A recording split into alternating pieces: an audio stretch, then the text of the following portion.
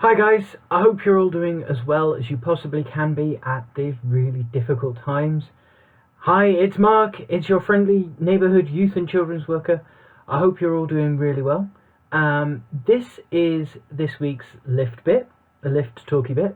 So we're going to be looking at Joshua over the next few weeks and key stories from his story in the Bible. So just to give you a bit of background in case you don't know anything about Joshua, Joshua was the assistant to Moses who led the Israelites out of Egypt, 10 plagues, the whole 9 yards, and then they wandered around in the desert for 40 years. Now,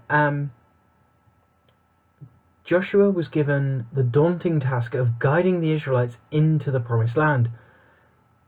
God's words of reassurance just before Joshua took on this role didn't focus on his gifts or his skills or his experience, although I'm sure he had plenty of these. Instead, the passage that we're going to look at and the story that we're going to look at focuses on relying on God. And that above all our abilities, the greatest thing we need to know when we face the unknown or difficult situations is that God promises to be with us.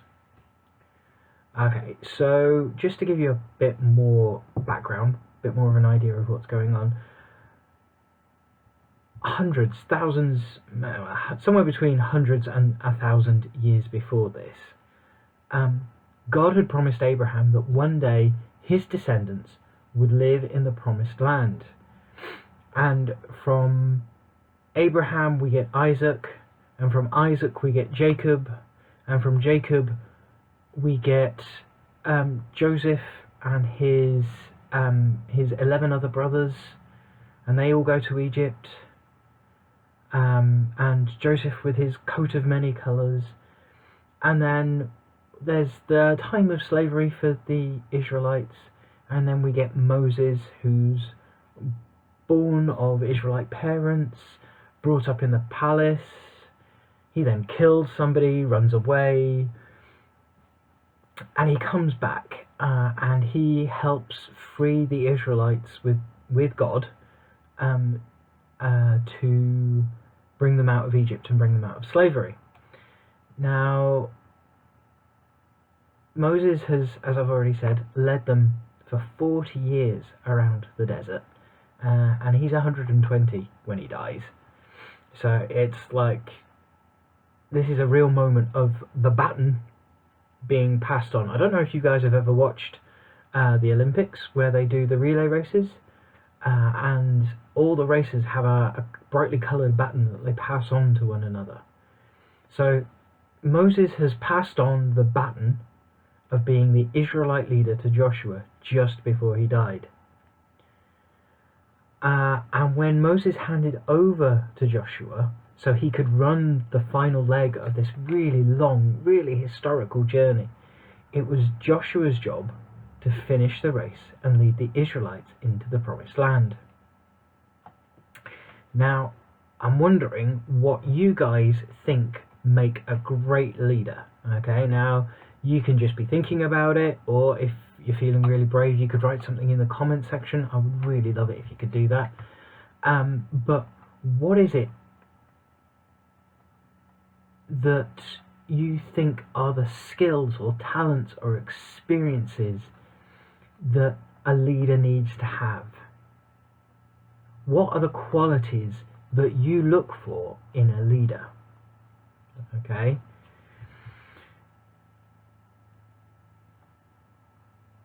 Now I'm gonna hopefully you've had a think about this, and hopefully you will post something in the comment section below, which will be fab. Thank you. I'm now going to read a bit of the Bible. It's from the book of the Bible called Joshua, and it's chapter 1, verses 1 to 9. So, after Moses, the servant of the Lord, died, the Lord spoke to Joshua, son of Nun, Moses' assistant. The Lord said, "My servant Moses is dead. Now you and all these people go across the Jordan River into the land I am giving to the Israelites. I promised Moses I would give you this land, so I will give you every place you go in the land. All the land from the desert in the south to Lebanon in the north will be yours. All the land from the great river Euphrates in the east to the Mediterranean Sea in the west will be yours, too, including the land of the Hittites. No one will be able to defeat you all your life. Just as I was with Moses, so I will be with you. I will not leave you or forget you. Joshua, be strong and brave.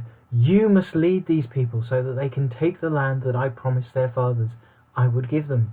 Be strong and brave. Be sure to obey all the teachings my servant Moses gave you. If you follow them exactly, you will be successful in everything you do.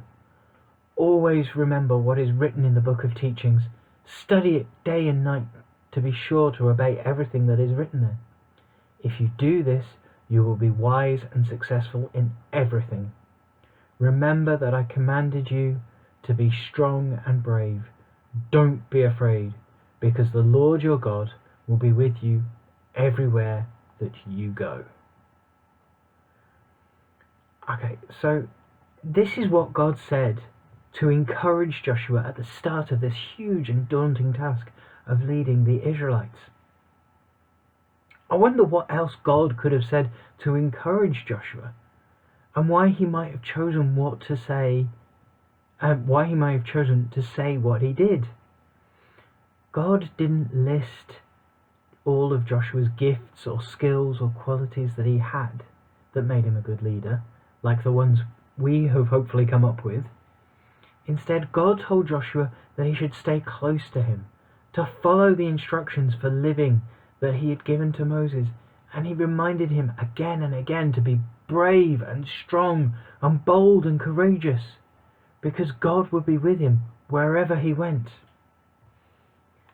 Now, I'm going to ask you guys some questions because I want to encourage you to think about what I'm talking about, and I want to encourage you to think about how it's relevant to you. I'm also going to post these in the comments section, so if you don't catch them now, or if you don't want to cycle back through the video and try and find them again, you've got them.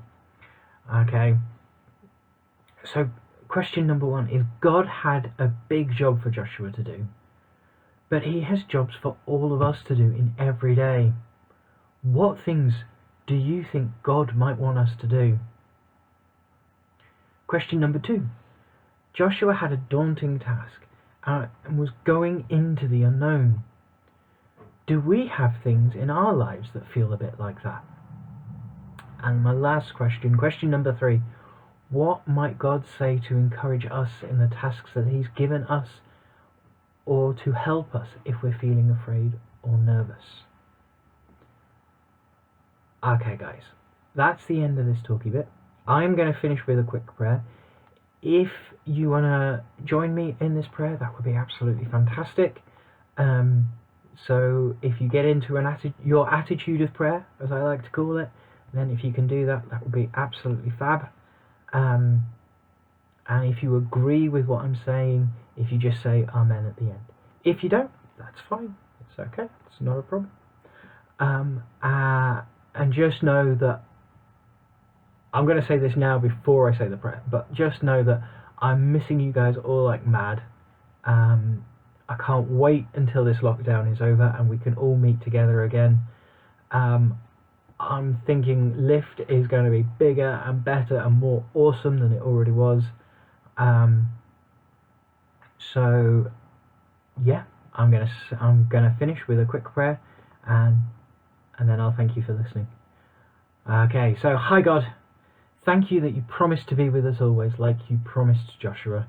I pray that we might feel your presence in all our lives this week. I also ask that you give us the courage to do the right thing.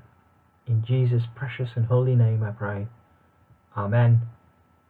Okay, thanks for listening guys, if indeed you still are.